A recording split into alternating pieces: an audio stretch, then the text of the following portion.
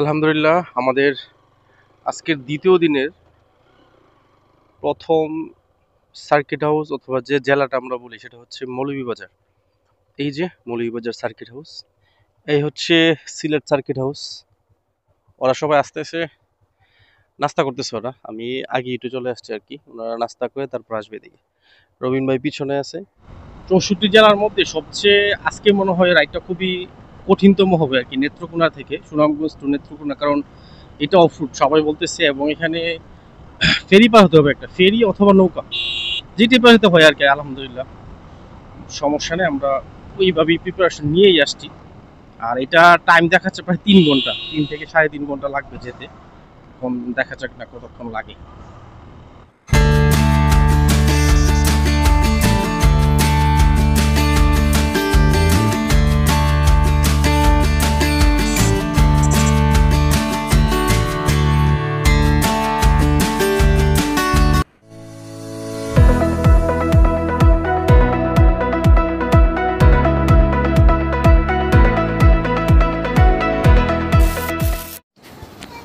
আমাদের টাইগার সবুজ ভাই, এটা হচ্ছে রবিন ভাই, সবুজ ভাই সবগুলা হেলমেটের কমিউনিকেটরগুলো কানেক্ট করতেছে। আর আমরা প্রত্যেক দিন সকালে বের হওয়ার সময় আমাদের প্রথম কাজ থাকে এটাই, যে প্রত্যেকের কমিউনিকেটরগুলো একটার সাথে একটা কানেক্ট করা, কারণ এটা ছাড়া লং ট্যুরে আপনি কমফোর্টেবল ফিল করবেন না। আর গতকালকে আমরা হবিগঞ্জ এই হোটেলে উঠি আর কি, এটা হচ্ছে শঙ্কর টাওয়ার, শঙ্কর সিটি। এই পুরো মানে বিল্ডিংটার নাম শঙ্কর সিটি। এই হোটেলের 4তলাতে ছিল এটা, নিচে মার্কেট আছে, দ্বিতীয় তলাতে মার্কেট, হোটেল হচ্ছে 4তলাতে। ভালোই ছিল মোটামুটি, খারাপ না, চলে আর কি। হ্যালো গাইস, আমরা এখন আমাদের যাত্রা শুরু করছি কিছুদিনের মতো হবিগঞ্জ থেকে। তো সঙ্গে থাকুন, সাথে থাকুন, দেখতে থাকুন আর ফলো করতে থাকুন আমাদের বাবুইকে। দেখা হচ্ছে নেক্সট ডেস্টিনেশন হচ্ছে যে মৌলভীবাজার, না, মৌলভীবাজার। মৌলভীবাজার। মৌলভীবাজার গিয়ে দেখা হচ্ছে, হয়তো এর আগে দেখা হতে পারে আমাদের শ্রীমঙ্গলে। টাটা। আলহামদুলিল্লাহ আমাদের আজকের দ্বিতীয় দিনের যাত্রা শুরু। দ্বিতীয় দিনের দ্বিতীয় দিনের যাত্রা আমাদের প্রথম উদ্দেশ্য হচ্ছে মৌলভীবাজার। মৌলভীবাজার থেকে সিলেট, সিলেট থেকে যাব আমরা সুনামগঞ্জ, তারপর নেত্রকোনার দিকে। ভোরে ভোরে বের হয়ে গেলাম 5টা 20। আমরা শ্রীমঙ্গল থেকে হবিগঞ্জ থেকে টান দিলাম গাড়ি। এখন ইনশাল্লাহ যতক্ষণ সময় লাগে আর কি যেতে, আমরা প্যারা নেবো না। কালকেও প্যারা নেই, কালকে 1:30-2টার দিকে আমরা সব রাইড অফ করে দিছি। অফ করে সবাই রেস্ট নিলাম, ভালো একটা ঘুম হয়েছে, মোটামুটি খাওয়া দাওয়া ভালো হয়েছে। এখন আবার আজকের দিনের জন্য আবার শুরু আর কি ইনশাল্লাহ। তো ঠিক আছে, সবাই দোয়া করবেন যেন আজকের দিনটা ভালোভাবে শেষ করতে পারি। আমাদের 64 জেলা ট্যুরের আজকের দ্বিতীয় দিন। আমরা সকাল 5টা 20-এ হবিগঞ্জ থেকে রওনা হয়। এখন আসছি হচ্ছে শ্রীমঙ্গলের কাছাকাছি প্রায়।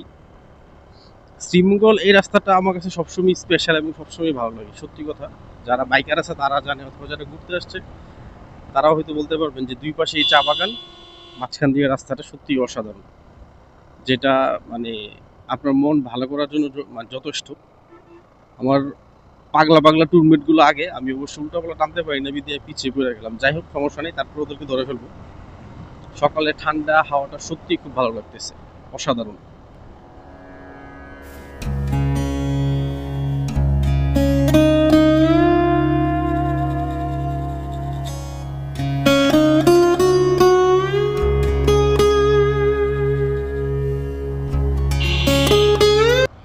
আলহামদুলিল্লাহ আমাদের আজকের দ্বিতীয় দিনের প্রথম সার্কিট হাউস অথবা যে জেলাটা আমরা বলি সেটা হচ্ছে মৌলভীবাজার।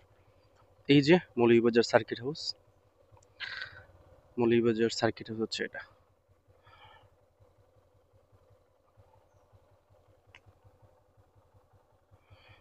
আমরা এখন চলে যাবো ইনশাল্লাহ সিলেটের দিকে। সিলেটে পৌঁছতে পৌঁছতে হয়তো 8টা বাজতে পারে। এখান থেকে সিলেট প্রায় 69 কিলোমিটার, যতটা বাজে আর কি ইনশাল্লাহ। বাকিটাও বলার ইচ্ছা, আস্তে ধীরে যাবো আর কি।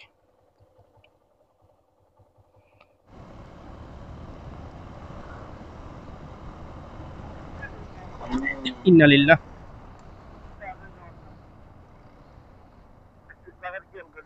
হ্যাঁ, আমি তো আপনার লগে লগে টান মেরে দিছি, হ্যাঁ টান।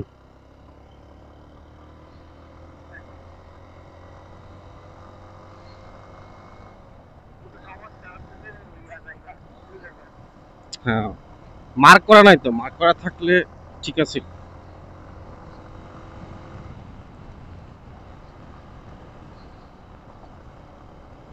আলহামদুলিল্লাহ, এখন আছি হচ্ছে সিলেট শহরে। আমাদের আজকের 64 জেলা ট্যুরের দ্বিতীয় দিনে আসলাম হচ্ছে আমাদের আজকে দ্বিতীয়তম জেলা সিলেট। আমরা সকালে আজকে খুব খুব সকালে চলে গেছিলাম মৌলভীবাজার, সেইখান থেকে আসলাম এখন সিলেটে। আমার আগে অবশ্য চলে আসছে জনি ভাই, সবুজ ভাই, পার্থ দা, ওনারা আগে চলে আসছে।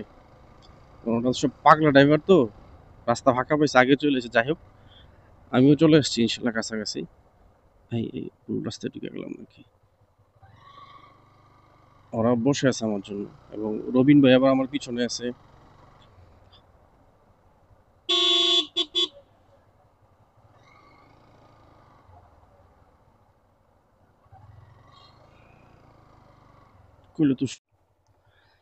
এই হচ্ছে সিলেট সার্কিট হাউস।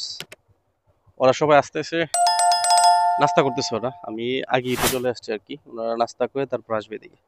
রবিন ভাই পিছনে আছে। এই ব্রিজটার নাম যেন কি, আমার সঠিক খেয়াল নাই। এরকম নাম করে একটা ব্রিজ সিলেটের মধ্যে, কিন্তু আমার খেয়াল নাই।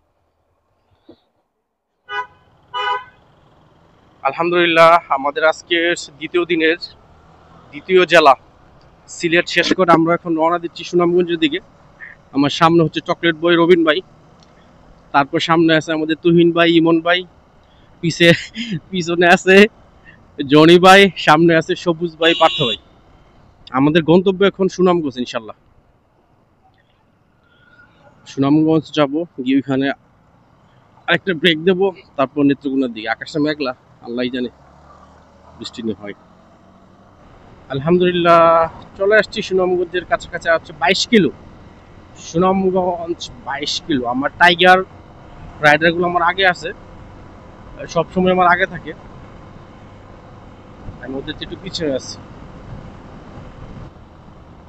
আমাদের এই 64 জেলার মধ্যে সবচেয়ে আজকে মনে হয় রাইডটা খুবই কঠিনতম হবে আর কি, নেত্রকোনা থেকে সুনামগঞ্জ টু নেত্রকোনা। কারণ এটা অফ রুট সবাই বলতেছে, এবং এখানে ফেরি পার হতে হবে, একটা ফেরি অথবা নৌকা, যেটি পার হতে হয় আর কি। আলহামদুলিল্লাহ, সমস্যা নেই, আমরা ওইভাবেই প্রিপারেশন নিয়েই আসছি। আর এটা টাইম দেখাচ্ছে প্রায় 3 ঘন্টা, 3 থেকে 3.5 ঘন্টা লাগবে যেতে। এখন দেখা যাক না কতক্ষণ লাগে।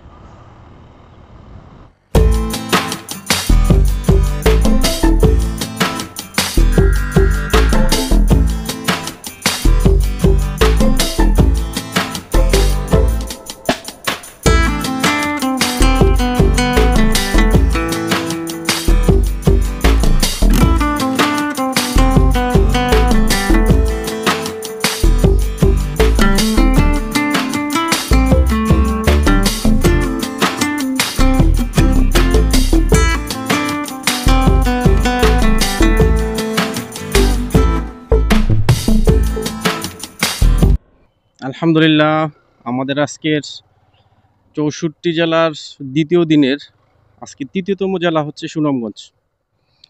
এই যে সুনামগঞ্জ সার্কিট হাউস, আমাদের সব টাইগার রাইডার একসাথে আছে, সব টাইগার রাইডার সবাই ছবি তুলতেছে একটা একটা করে স্মৃতি হিসাবে রাখার জন্য। এই হচ্ছে অবস্থা।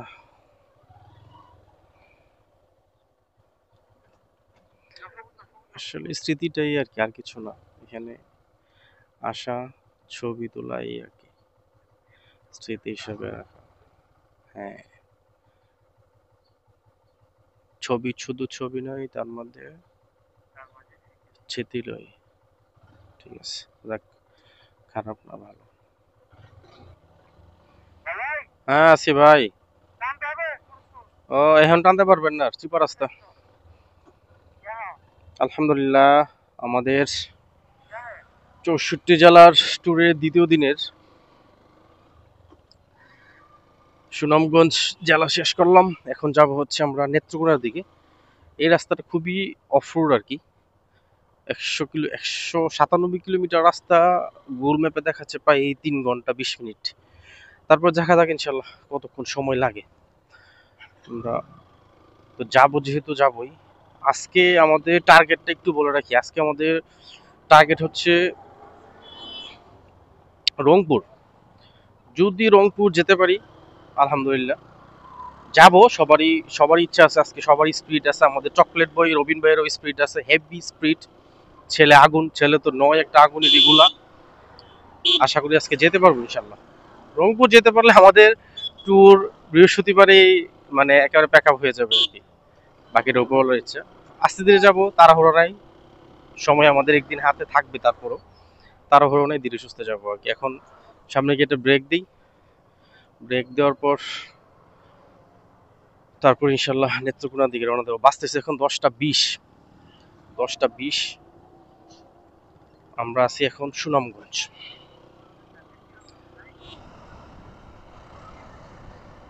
এই সবুজ ভাইলে কন্টাক্ট করবেন কিভাবে? ফোন দিতে হবে একটা রে, জনির বা সবুজ ভাই কল দিতে হবে, কল দিয়ে তারপর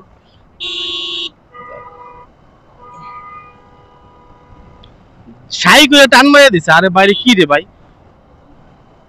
দেখ লুকিং গ্লাসও দেখে, দেখতে বলো ওরা যে কোন দিকে যাইতেছে বা আমার বাকি লোকগুলা কই।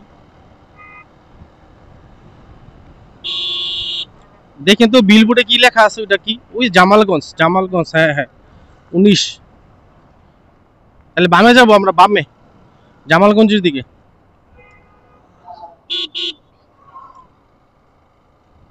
ওরা আছে দেখেন, দুইটা পাগলা আছে দেখেন, টুল লাগবো মনে হয় এখানে। বাইকের টুল আছে নাকি জানে।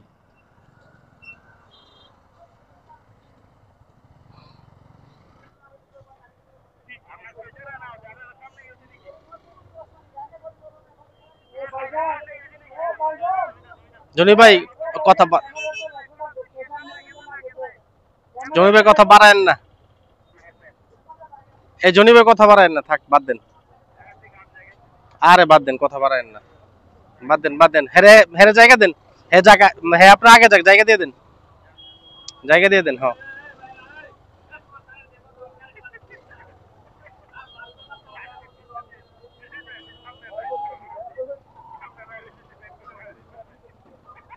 জায়গা দিয়ে দেন না, আপনি আপনি জায়গা দিয়ে দেন। হ্যাঁ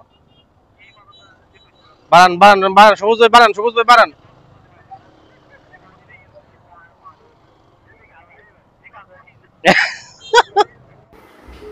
এইটা হচ্ছে আমাদের আজকের ট্যুরের প্রথম নৌকা পারাপার, অথবা ফেরি বলি, অথবা আঞ্চলিক ভাষায় দিয়ে আমরা গুদারও বলি আর কি। এখানে সাধারণত এরকম নৌকা থাকে, এই নৌকা দিয়ে আপনার এই নদীর এই পার থেকে ওই পার যেতে হয়। আর এলাকার যত মানুষজন আছে আর কি, ওনাদের চলাচল এই নৌকার উপরেই পুরোটা নির্ভরশীল।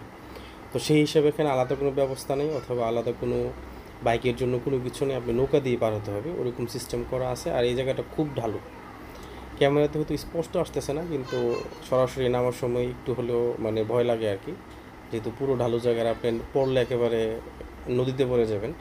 এই হচ্ছে পরিস্থিতি। আর নৌকা একটা ছেড়ে গেছে আমাদের, আমরা তিনজন পড়ে যাবো আর কি। প্রথম নৌকাটা দিয়ে রবিন ভাই আর হচ্ছে ইমন ভাই চলে যায়, আমরা পরেরটা দিয়ে যাবো আর কি। দুইটা বাইক আগে চলে গেছে উদারাতে, আর এখন হচ্ছে আমাদেরটা তিনটা, আমরা তিনজন আছি। রবিন ভাই আর লিমন ভাই আগে উঠে গেছে আর কি। যাই হোক, আমরা আস্তে আস্তে উঠতেছি, এখন উঠে ওই পার যাবো আর কি, ওই যে ওই পার থেকে নাকি আবার গুদার আছে, এরকম করে যেতে হবে। যাই টান দেন, ওই রবিন ভাই টান দেন। এই আর কি অবস্থা। আসলে এরকম এটাও একটা অভিজ্ঞতা, আপনি অর্জন করে গেলেন কিভাবে নৌকা পাড়ি দিয়া, নদী পাড়ি দিয়ে তারপর 64 জেলা ঘুরে আসলাম। অভিজ্ঞতা তো আসলে শেষ নাই। ওরে মাছ সাগরের নাকি, না না সাগরের না, তো সেই হিসাবে অভিজ্ঞতা শেষ নাই।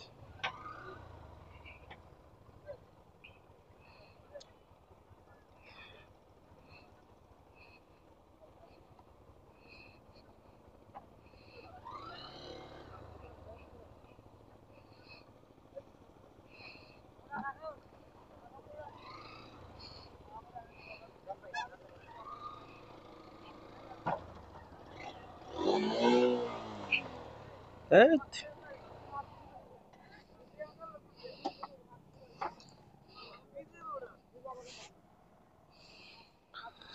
আল্লাহ, ইহা গিয়ারে রাখছি। এ আমার দেখা যায় না।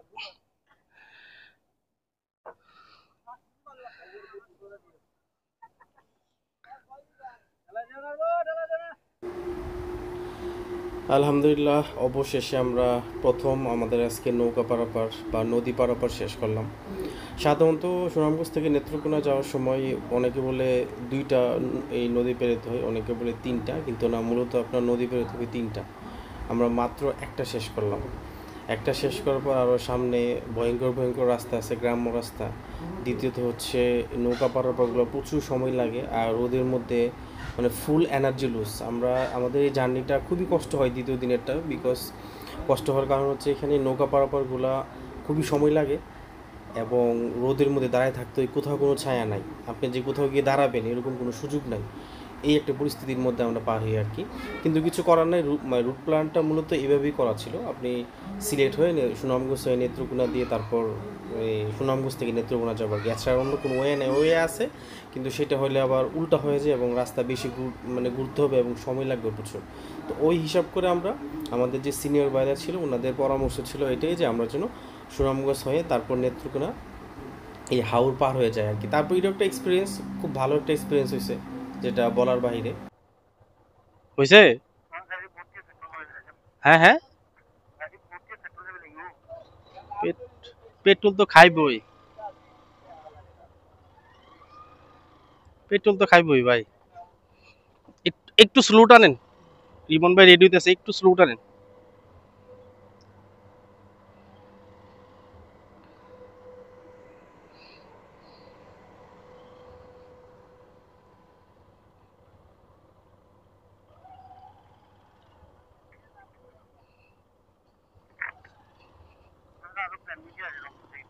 হুম, তো কি হয়েছে দুইটা থাকলে? রংপুর যাবো, সমস্যা কি? আপনি কি বই পান নাকি ভাই?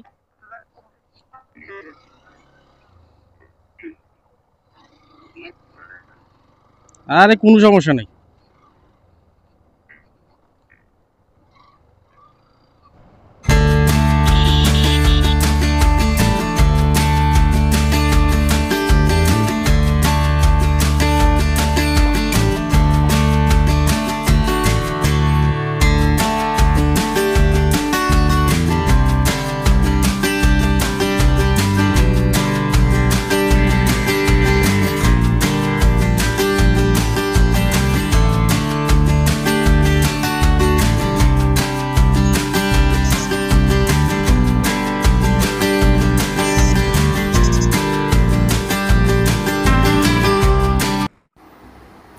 আমরা প্রায় 10 থেকে 12 কিলোমিটার চালানোর পরে আমরা চলে আসলাম আমাদের দ্বিতীয় এই নৌকাঘাটে।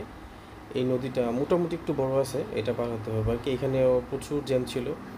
আর মূলত হচ্ছে কি, হাওড়া এলাকাতে কোনো সিরিয়াল নেই, আপনি আগে যেতে পারলে আপনি আগে উঠতে পারবেন, আর যদি আপনি পিছনে পড়ে থাকেন তাহলে আপনি পিছনেই থাকবেন। আমরা ভদ্রতার খাতিরে পিছনে আমরা সিরিয়াল ধরেছিলাম, যে না, সিরিয়াল ধরে আস্তে আস্তে মানে সিরিয়াল মেনটেন্স করে যায় আর কি। কিন্তু অবশেষে দেখলাম যে না, আমাদেরকে ওভারটেক করে অনেকে চলে যাচ্ছে, তারপর আমরা সিরিয়াল ভেঙে ফেলি। এইভাবেই উঠতে হয়। আমাদের পিছনে একটা বাইক ছিল, উনি আগে চলে গেছে আমাদের, কিন্তু কিছু করার নেই, আপনি এখানে নাও করতে পারতেছেন না কাউকে, কিন্তু এইভাবে আগাতে হবে আর কি, সামনের দিকে গিয়ে থাকতে হবে। আর বিশেষ করে আমরা যখন নৌকাতে উঠছি তখন সবসময় সবুজ ভাই আগে আগে থেকে লিড দিছে, বলতেছে ভাই আমরা একসাথে, আমরা 5টা বাইক আমরা একসাথে আছে, আমাদেরকে আগে সাইড দেন বা আমাদেরকে আগে একটু ছেড়ে দেন, আমরা 4টা বাইক আছে একসাথে। তো সেই হিসাবে আমাদের এটা খুবই মানে সবুজ ভাই সবসময় লিড দিত প্রত্যেকটা এই গুদারাতে বলি অথবা নৌকাতে বলি এভাবে। আর এরকম একটা এই কাঠে একটা তক্তা দেওয়া থাকে, সেই তক্তা দিয়ে আপনার নৌকাতে আপনার বাইকটা তুলতে হবে। কিন্তু বাইকটা তোলার পরে এখানে আবার কাহিনী আছে, এখানে আপনার পাশে লোক দাঁড়িয়ে থাকবে, আপনি বাইক তুলতেছেন, বাইক তোলার পর আবার ঘোরাও, মানে স্ট্যান্ড করে, সিঙ্গেল স্ট্যান্ড করে আবার পুরোটা ঘোরাইতে হয়, মানে প্রচুর প্যারা। আর বিশেষ করে প্যারা যেমন তেমন, আপনার যদি মানে নৌকার প্রতি বা পানির প্রতি অ্যালার্জি থাকে তাহলে আপনি ভয় পাবেন এখানে, এরকম পরিস্থিতি। আমার অবশ্যই এগুলো অভ্যস্ত আছে আলহামদুলিল্লাহ, কারণ যেহেতু আমরা মানে নদী খাল খাল বিল থেকে বড় হয়ে আসছি, সেই হিসাবে আমার এতটা প্রবলেম হয় নাই। কিন্তু একটু তো ভয় লাগে, যখন যখন নৌকা একটু হেলে দুলে তখন একটু ভয় লাগে। যাই হোক, আমরা এখানে ওঠার পরে আমার পাশে আরও 2টা বাইক ওঠে। আমারটাতে এক পাশে রাখি, আমার বাম পাশে একটা রাখে এবং সামনে একটা রাখে। এই একটা পরিস্থিতি নৌকার মধ্যে। নদীগুলো কিন্তু বেশি বড় না, নদীগুলো ছোট, কিন্তু আসলে মেইন কথা হচ্ছে এলাকাতে যেহেতু উন্নয়নের ছোঁয়া লাগে না, সেই ক্ষেত্রে এগুলা ব্রিজ হয়ে গেলে তো মানুষের দুর্ভোগ অনেকটা কষ্ট কমতো, দুর্ভোগ কমতো। কিন্তু আমি চিন্তা করি যে এই মানুষজন মানে ফুল বর্ষা মানে সিজন থাকলে অথবা ফুল বৃষ্টি থাকলে তখন ওনারা যাতায়াতটা কীভাবে করে, তারপর হচ্ছে কেউ হঠাৎ অসুস্থ হয়ে গেলে ওনারা যাতায়াত করে কীভাবে। আমার মাঝে মাঝে এই চিন্তাগুলো করি হাওড় অঞ্চলের মানুষগুলো আসলে যাতায়াত করে কীভাবে। আমি যখন এই সুনামগঞ্জ যাই একটা ট্যুরে, ওইখানেও সেম এরকম ছিল। এই আস্তে আস্তে আস্তে।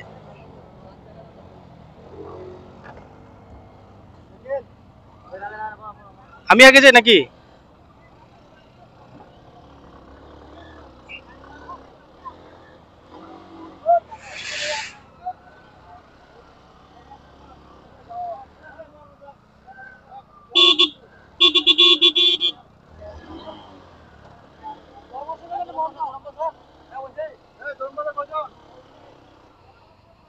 আল্লাহ আল্লাহ, 64 জেলার 20 নামাই লেগো, 20 নামাবো 20।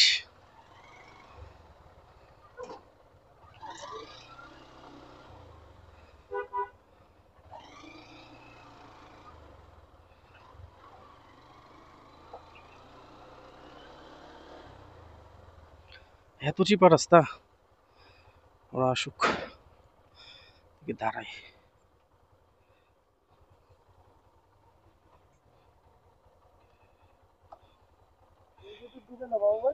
হ্যাঁ, এদিক দিয়ে না বললাম কিসের মধ্যে দিয়ে কি বুঝতেছি না।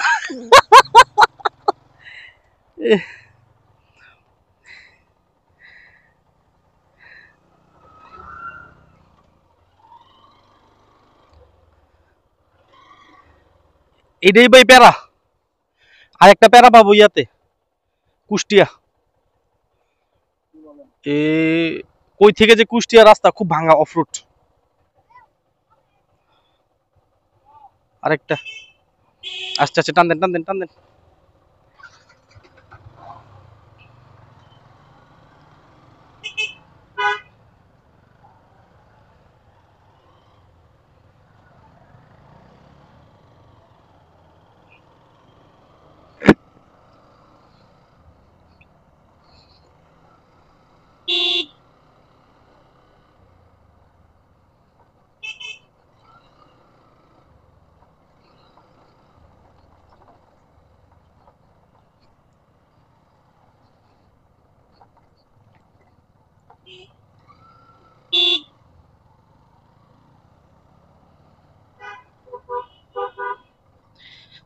আমরা মান্নান ঘাট পার হয়েছি, মান্নান ঘাট পার হওয়ার পরে এই অবস্থা পুরো অফরোড, মানে মাটির রাস্তা, তারপর হচ্ছে ছোট ছোট গর্ত আছে আর ধুলাবালিতে উঠতেছি, একটা পরিস্থিতি। উফ, আজকে রোডটা হেভি করা, হেভি হেভি রোড। আর বিশেষ করে যখন আপনি এই অ্যাপ্রন পরে রাখবেন, ক্যাটস পরে রাখবেন, মাথায় একটা হেলমেট আছে, আপনি রোদের মধ্যে দাঁড়ায় থাকবেন কিছুক্ষণ, তখন বোঝা যায় যে আসলে অবস্থাটা কি হয়। এই যে নৌকাতে আমরা গুজরাতে কিছুক্ষণ দাঁড়াইছিলাম, আমার মনে হয় এইখানে অনেক এনার্জি লস হয়ে গেছে। যারাই 64 মারবেন, সুনামগঞ্জ নেত্রকোনা, এটা শর্টকাট অবশ্য, কিন্তু শর্টকাটের ভালোটা প্রিপারেশন নিয়ে আসবেন। সামনে আরো কি আছে আল্লাহ জানে, আরো একটা নাকি এরকম গুদার আছে, নৌকা পারাতে হবে। তারপর হচ্ছে আমরা ভালো ভালো রাস্তার দেখা পাবো আর কি, পিচ ঢালাই রাস্তা দেখা পাবো। অবস্থা কেরোসিন বাবা।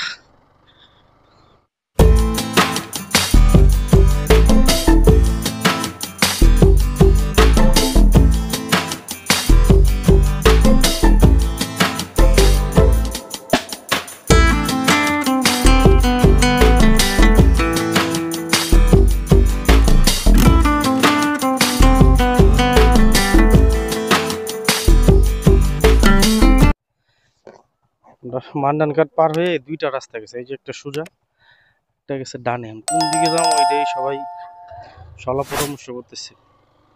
আমরা এক বাইরে জিজ্ঞেস করলাম, উনি বলতেছে যে উনিও নতুন, উনিও জানে না। এই কেরাবার একটা অবস্থা, কোনটা কি জানে। এখন আরেকটা বাইক আসতেছে, ওনার অপেক্ষায় আছে আর কি আমরা, যিনি কোন দিকে বলে তারপর যাবো আর কি। রাস্তা না চিনলে যা হয়, এটা অ্যাকচুয়ালি রাস্তা না চিনলে যা হয় ওইটা না, এটা একটা মজা আছে। মজা আছে কি, আপনি মানুষকে জিজ্ঞাসা করে করে গেলেন, এটা কিন্তু আপনি এখানে হরেক কিসিমের অভিজ্ঞতা পাবেন, হরেক কিসিমের।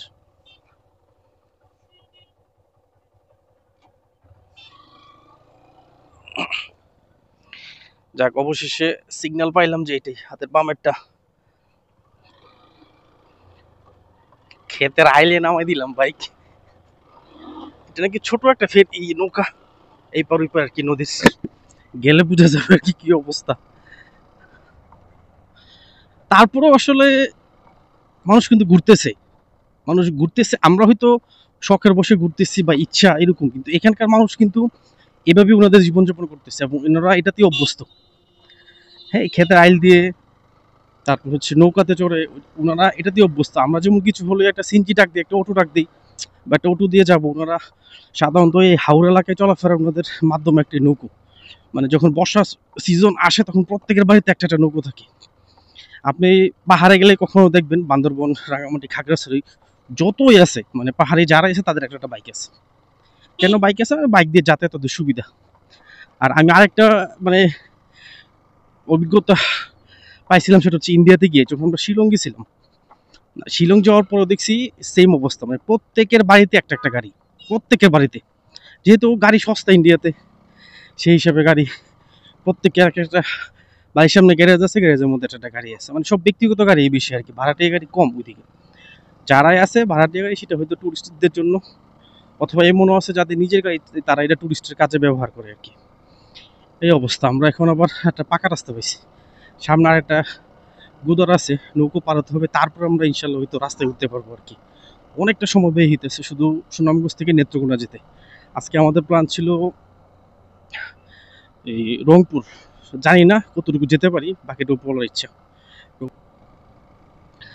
একটা একটা বিষয় খেয়াল করুন, আমি এই জন্য ক্যামেরাটা অন করছি এখন।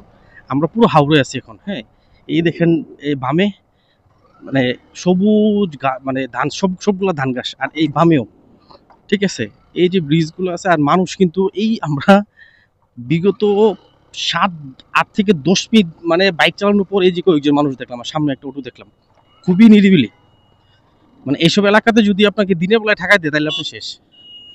দিনের বেলা ঢাকায় দিলেই এই যে দুইজন দেখলাম আর সামনে একটা অটো, এছাড়া মানুষ দেখি নাই আমরা। খুব নিরিবিলি, খুব নিরিবিলি। এই যে হাওর, পুরোটা হাওর এটা।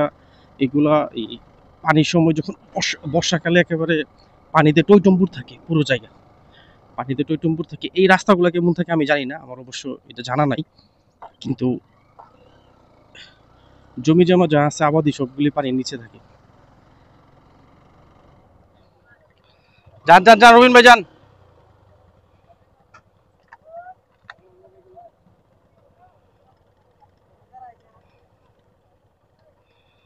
আমাদের সর্বশেষ ফেরি পার হবো, আল্লাহ সময় হবো আল্লাহ। আপনাদের দিকে কি ভাই নিয়ম নাই নাকি? আর এখন আমরা যখন এখানে আসছি আপনারা বলতেছেন, তার মানে হলো কি, মানে কি হলো? আস্তে, একটা নিয়ম থাকবে না, যে আগে আসবে সে আগে যাবে, নিয়ম নাই। ওই ফেরিতেও সেম কাহিনী হয়েছে।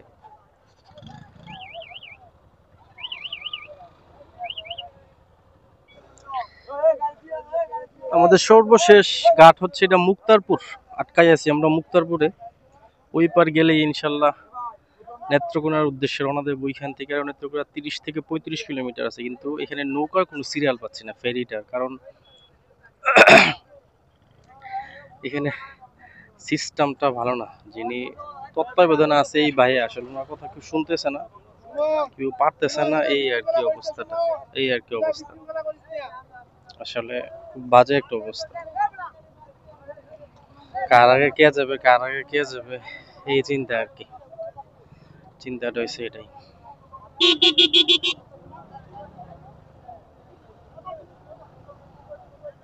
পারবো না, আপনারা এক সাইড চলে আসেন না, এক সাইডে চলে আসেন না, এক সাইডে আসেন না আপনারা।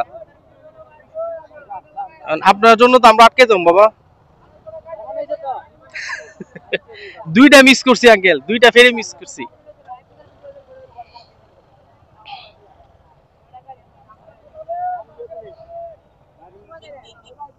আরে ভাই আস্তে আস্তে, পড়ে যাইতেছি তো, পড়ে যাইতেছি আপনার।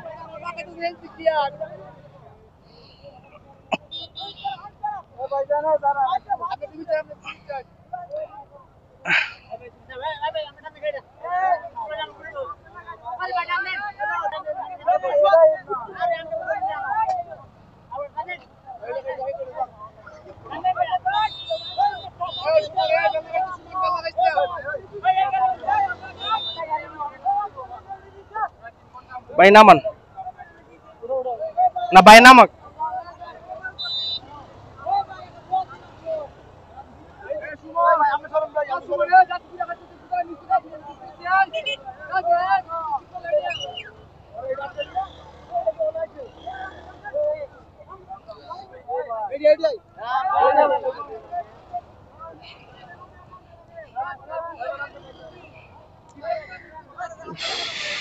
মাগো মাগো, জীবনে বাজে অভিজ্ঞতা হইতেছে, একটা বাজে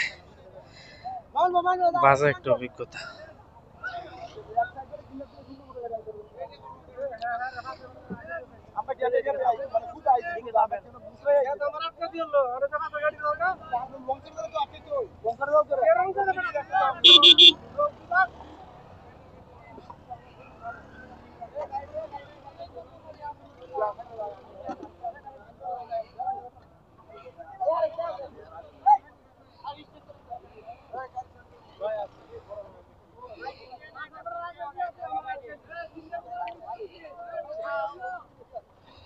আমরা কি তারা মান খালে আমরা দেবো এই ব্রেক করতে ভাইরে বল আনতে লাগতে তো বড় আমি হাত আমি আবার করে দেবো এটা ঠিক না আমি শুট কত আমি শুট করাবো না। উফ আল্লাহ, আমি কি জীবন খাইতে আইছি না এ আশিক এই এলাকা আমি এলাকা এ সুমন ভাই পড়াইছেন আপনি, এই সুমন ভাই আপনি পড়াইছেন, পরে আইছি ভাই আমি সুমন ভাই পড়াইছেন, না না সুমন ভাই পড়াইছেন, সুমন ভাই পড়াইছেন। আধা ঘন্টার ভিতরে মধ্যে তালা কি করে শুনবো এটা আমরা উঠছি লাইন না লাইন থাকলে এই গাড়িতে আমরা লাগতে যাবো। আমাদের মুক্তারপুর ঘাটে নৌকাতে উঠতেই প্রায় 1 ঘন্টা থেকে 1 ঘন্টা 40 মিনিট লাগছে। মানে এই জায়গাতে আমরা সবাই দুর্বল হয়ে গেছি, কারণ এত রোদ, কোথাও কোনো দাঁড়ানোর সুযোগ নেই। আপনি যে বাইকটা রেখে গিয়ে কোথাও দাঁড়াবেন এই সুযোগ তো আরও নেই, কারণ আপনি রেখে চলে গেলে আপনার সিরিয়ালটা মানে ভঙ্গ হবে, আপনি আবার লেট হয়ে যাবে। মানে এই একটা পরিস্থিতির মধ্যে মানে আমাদের মুক্তারপুর ঘাটটা পার হতেছে প্রায় 1.5 ঘন্টা। একেবারে কি বলবো, মানে খাড়া রোদের মধ্যে আমরা সবাই দাঁড়িয়ে থাকতেছি, বাইকের উপর বসে থাকতে হয়েছে। আল্লাহ আল্লাহ আল্লাহ আল্লাহ, পুরো বেকা দেখবে উঠেছে।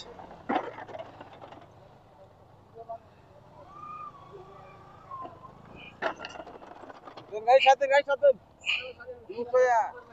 দাঁড়ান, উফ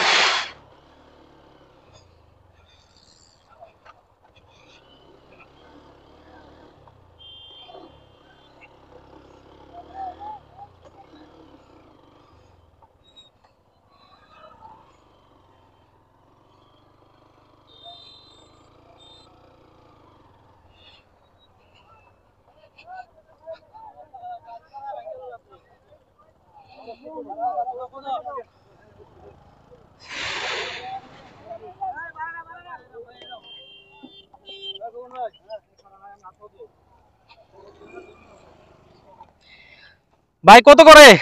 গাড়ি 40 টাকা, 5টা আমাদের গাড়ি সহ ফেলাই কেলা আরে কম নাই এই ভাড়া লই ভাই, 5টা আমাদের। সুমন দিদা গাড়ি সুমন এই ভাড়া লই এই ভাড়া দিদা চলো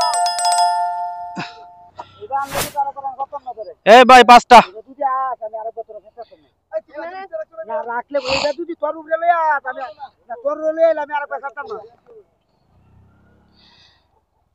ভাই পাঁচটা পাঁচটা ভাই আমাদের পাঁচটা। 200 টাকা দেন 200 আরে বড় হেন নামদার বার যাইবা দে যেখানে মুখিয়ালে করব যাই ভাই তা উড়ো না না আর তুই কে করে বাবা ওনে নিয়ে উড়ো তো ওয়াস্তা তো ধর্ম তো লাগতো না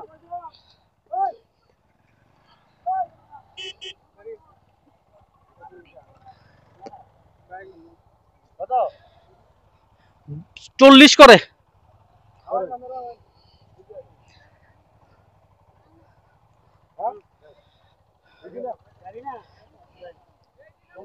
ভাই।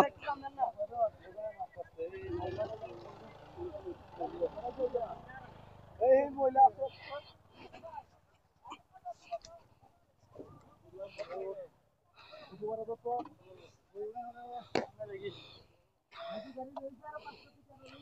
না না ভাই পাঁচটা আমরা এই যে পাঁচটা শেষ।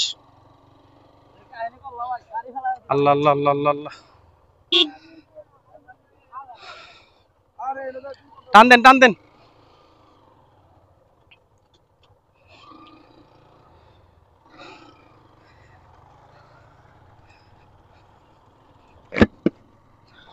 সুনামগঞ্জ থেকে নেত্রকোনা জানি অফরোড এবং কি বলে ভুলে গেলাম তো, মাথা কাজ করতেছে না।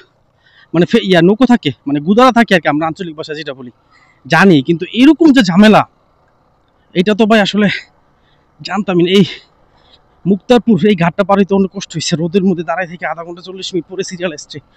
ওরি বাবা আলহামদুলিল্লাহ অবশেষে পার হতে পারছি আলহামদুলিল্লাহ। যদিও আমাদের সময় অনেক লস হয়েছে, কিন্তু কিছু করার নাই, যেতে হবে।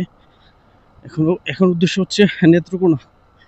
আবারও বলে রাখি, আজকে আমাদের 64 জেলা ট্যুরের দ্বিতীয় দিনে আমরা সকাল ভোরে কাভার করে হচ্ছে মৌলভীবাজার, তারপর হচ্ছে সিলেট, তারপর সুনামগঞ্জ। এখন চতুর্থ জেলা মানে 4 নম্বর জেলা যাচ্ছি আমরা নেত্রকোনাতে।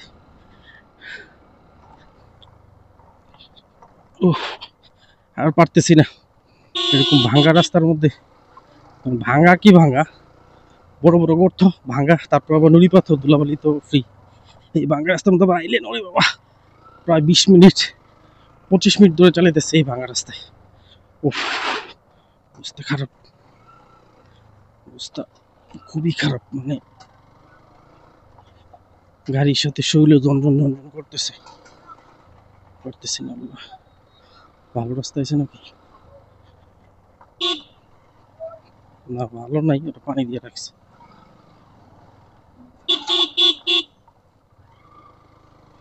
পানি দিলে আর কি হবে, পানি দিলে সমস্যা, রাস্তা পিছিয়ে টিছিল হয়ে থাকে, পরে সমস্যা থাকে। কবে যে উদ্ধার হবো এই ভাঙ্গা রাস্তা থেকে আল্লাহ জানে। 64 মারবেন, যারাই মারবেন সাবধান। সুনামগঞ্জ টু নেত্রকোনা। আল্লাহ আল্লাহ আল্লাহ আল্লাহ আল্লাহ, পাইছি পাইছি পাইছি পাইছি পাইছি, ভালো রাস্তা পাইছি। উফ আল্লাহ, রাস্তা পাইছি।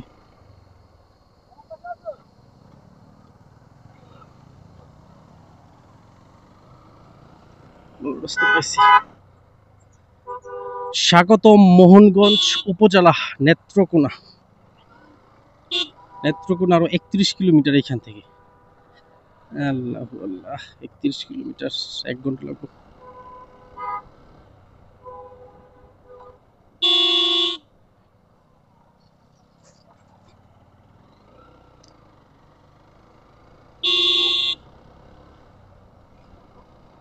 বাস চলে এদিকে।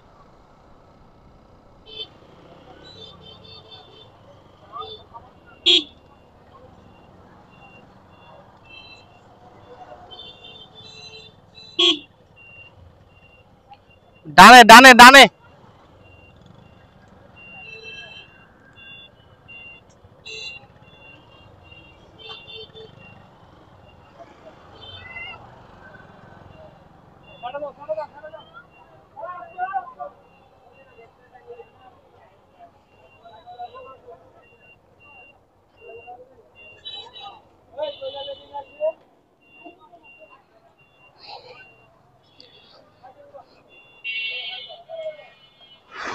মাগো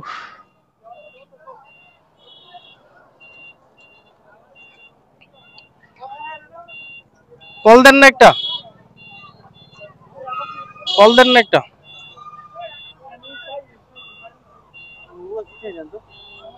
হ্যাঁ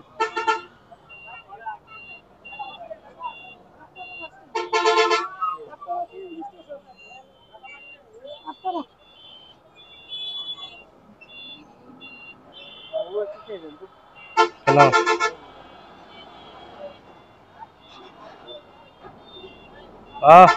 আরামই তো লাগতেছে।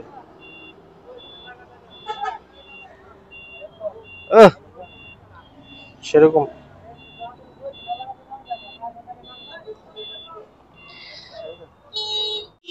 শুভ বিকেল সবাইকে। ময়মনসিংহ নেত্রকোনা হাইওয়ে থেকে বিকালের এই সূর্যমামা ডুবু ডুবু অবস্থায় ঠান্ডা হিমেল বাতাসে ক্লান্ত শরীর নিয়ে রাইড করতেছি। খারাপ লাগতেছে না, মোটামুটি ভালোই লাগতেছে, কারণ সারাদিনের ধকলটা তো আস্তে আস্তে বুঝবো রাতে। তো সেই হিসেবে এখন ঠান্ডা একটা বাতাস, পরিবেশটা খুব ঠান্ডা, মানে বাইক যত স্পিডে চলতেছে শরীরে বাতাসটা তত স্পিডে এসে লাগতেছে ঠান্ডা। সেই হিসাবে অনুভূতিটা খুব ভালো লাগতেছে আর একটু আরাম পাচ্ছি আর কি। যাই হোক, আমরা এখন আসি হচ্ছে নেত্রকোনা ময়মনসিংহ হাইওয়েতে। এইখান থেকে ময়মনসিংহের দূরত্ব হচ্ছে আরও প্রায় 19 কিলোমিটার।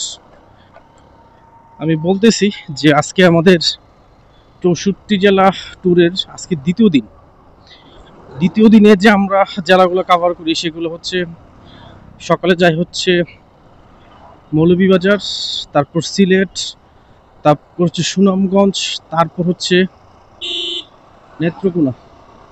নেত্রকোনা থেকে এখন আমরা যাচ্ছি ময়মনসিংহের উদ্দেশ্যে। ময়মনসিংহ বেশি দূরে না এখান থেকে, এখন আছে 17 কিলো। আর আমার যে অন্য রাইডাররা আছে, পার্টনাররা, সব টাইগার আগে চলে গেছে, ওরা সব টাইগার, ওরা টানতে পারে। আমি একটু দুর্বল, উড়াধুরা টানার দিক দিয়ে আমি একটু দুর্বল, সেই হিসাবে আমি ওদেরকে ধরতে পারিনি কখনোই। ওরা মোটামুটি আমার 10 থেকে 15 মিনিট আগে একটা জায়গার দিকে পৌঁছায় যায়। যাই হোক, তারপর আমার জন্য অপেক্ষা করে আর কি।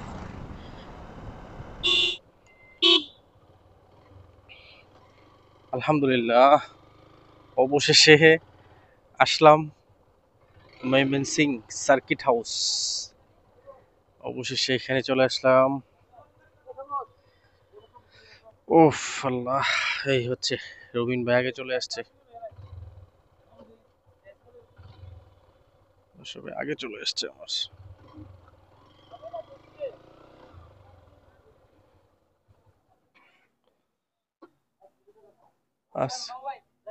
হ্যাঁ, শেষ হোক না।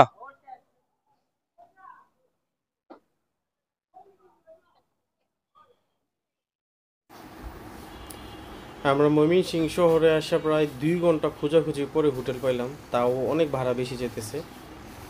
শহরের মধ্যে এর চেয়ে ভালো আর কোনো আমরা হোটেল পাই নাই, নাম হচ্ছে নিরালা গেস্ট হাউস। এখানে আমরা এসি রুম পাই 2টা, একটা রুমের ভাড়া হচ্ছে 1500 করে। কিন্তু সমস্যা হচ্ছে এখানে পার রুমে 2 জন থাকা যাবে। এই প্রবলেম নিয়ে আবার ওদের সাথে অনেকক্ষণ বার্গেনিং হয়ে তারপর আমরা 3 জন করে থাকি এক রুমে। আমরা দীর্ঘ 2 ঘন্টা খোঁজাখুঁজি পরে রুম পাইলাম। সেম আজকেও এক রুমে 3 জন করে, আজকে হচ্ছে এসি। এই যে এসি রুম, এই ডাকেন, শরীর ডাকেন যার যার, ঠিক আছে। এই হচ্ছে এসি রুম। এই যে 2 জন শুয়ে আছে এখানে, কুবরা রাইডার, 2 জনই কুবরা রাইডার। আমরা আইপিএল দেখতেছি, কিছুক্ষণ পর খাওয়া দাওয়া করতে নামবো। এই হচ্ছে আমাদের রুমের অবস্থাটা আর কি। আর ওই রুমে আছে 3 জন। রাইড করার যে প্যারা, রুম খুঁজে যাচ্ছে ডাবল প্যারা, খুব কষ্ট লাগে। যদি এরকম কমাও থাকতো তাহলে প্রত্যেকটা জেলাতে একটা বিয়ে করতাম, শ্বশুর বাড়ি যেয়ে থাকতাম, থাকা নিয়ে কোনো চিন্তা ছিল না। আমরা হোটেলে ওঠার পরে ফ্রেশ হলাম, ফ্রেশ হয়ে এখন যাচ্ছি সবাই রাতের খাওয়া দাওয়া করতে। প্রায় 10টা বাজতেছে। আর আজকে খাওয়া দাওয়া করে রেস্ট নিতে হবে, কারণ অনেক দখল গেছে আজকে। ইনশাল্লাহ আগামীকালকে সবার সাথে আবারও দেখা হবে।